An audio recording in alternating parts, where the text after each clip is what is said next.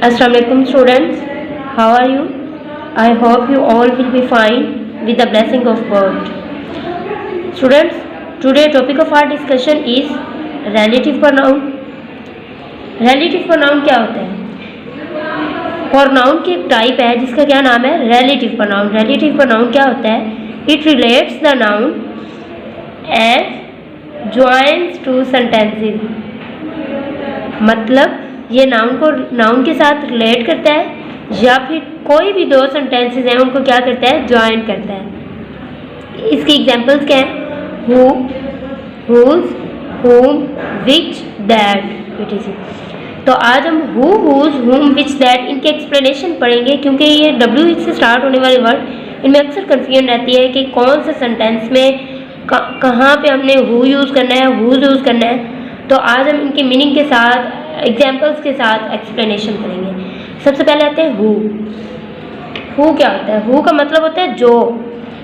वैसे जब interrogative word as a interrogative word जब यूज़ हो तो इसका मतलब होता है कौन। जब ये as a relative pronoun use हो तो इसका मतलब होता है जो।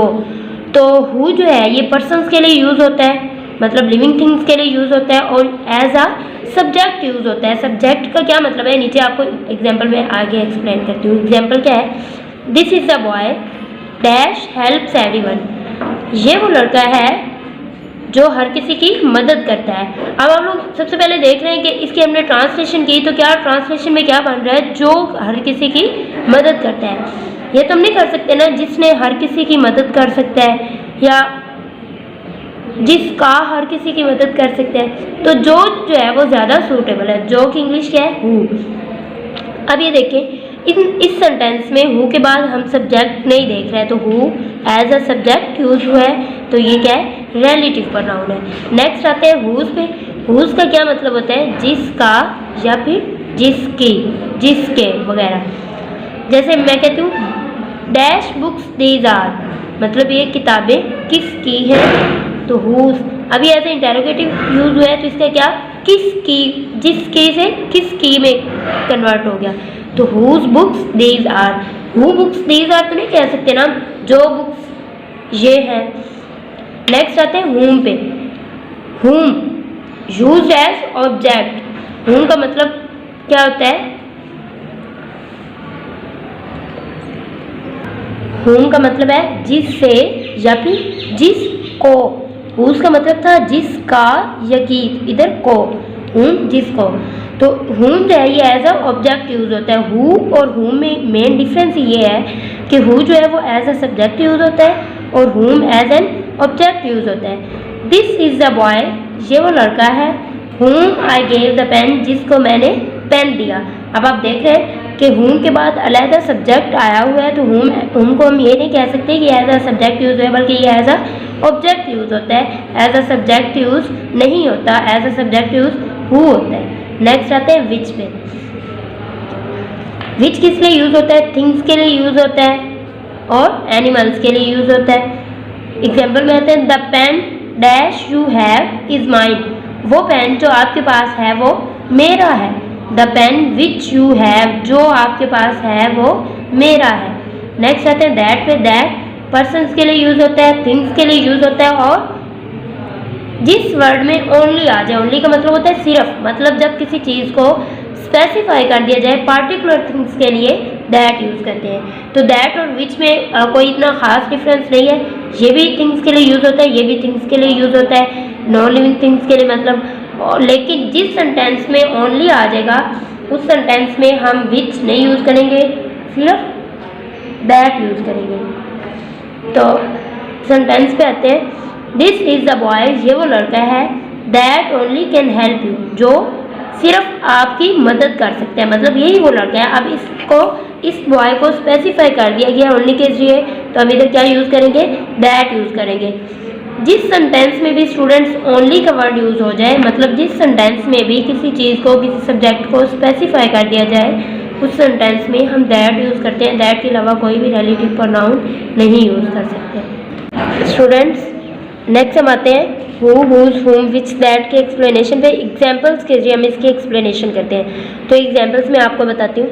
अब पहले एग्जाम्पल आपके पास है शी इज़ अ गर्ल ये वो लड़की है डैश वी हेल्प मदद की थी हमने यस्टरडे कल। ये वो लड़की है हमने कल मदद की थी। अब जो कल मदद की थी तो नहीं सही लग रहा, जिसकी कल हमने मदद की थी। और वैसे भी हमने देखा है कि जो हु है वो एज ए सब्जेक्ट यूज़ होता है, उसके बाद सब्जेक्ट नहीं होता, और हुम एज ऑब्जेक्ट यूज़ होता है, और इसके बाद सब्जेक्ट होता है। तो इधर क्या आएगा, हुम वी हेल्प यस्टरडे, जिसकी हमने कल मदद की थी। Next, this is the boy, ये वो लड़का है dash I gave the pen, जिसको मैंने पेन दिया। अब इधर क्या आएगा, इधर भी आप लोग देख रहे हो कि बाद में क्या आ गया, सब्जेक्ट। सिर्फ आप लोग हु और हु में ये याद रख के डिफ्रेंशिएट कर सकते हैं कि जब ब्लैंक के बाद सब्जेक्ट आ जाए तो उधर क्या यूज़ करेंगे, हु, और जब ब्लैंक के बाद सब्जेक्ट ना हो तो उधर हु। लेकिन कभी कभार हुज भी यूज़ किया जा सकता है। दिस इज़ द बॉय, ये वो लड़का है dash I gave the pen, जिसको मैंने पेन दिया, whom I gave the pen. This is the women, ये वो औरत है डैश हेल्प्स एवरीवन, जो हर किसी की मदद करती है। तो इधर क्या आएगा, जो, हु। दूसरी बात, इसके बाद कोई सब्जेक्ट नहीं है, who as a subject use हो रहा है। नेक्स्ट आते हैं, Rohin is the boy, Rohin वो लड़का है डैश बाइक यू हैव, जिसकी बाइक आपके पास है। तो इधर क्या आएगा, हुज, जिसकी, whose bike you have. Next, Ali is my friend, Ali मेरा दोस्त है डैश इज़ योर टीचर, जो आपका टीचर है, जो आपका टीचर है अली, वो मेरा क्या लगता है, वो मेरा दोस्त है। तो अब इधर सब्जेक्ट की एक तो एक्सप्लेनेशन की जा रही है, दूसरा ब्लैंक के बाद सब्जेक्ट नहीं है, तो इधर क्या आएगा, हु इज़ योर टीचर, जो आपका दोस्त है। Next, dash do you want to see, आप किसको देखना चाहते हैं, वांट चाहते हैं, टू सी देखना, किसको देखना चाहते हैं, तो किसको की इंग्लिश क्या है, whom do you want to see। और वैसे भी हम देख रहे हैं कि उनके बाद जो वो सब्जेक्ट भी इस सेंटेंस में आ गया है, तो whom as a object use हुआ है, और इधर interrogative word. Next, this is the boy, ये वो लड़का है dash parents died in accident, जिसके वालिदैन एक्सीडेंट में फौत हो गए थे, वफात पा गए थे। whose पेरेंट्स, जिसके।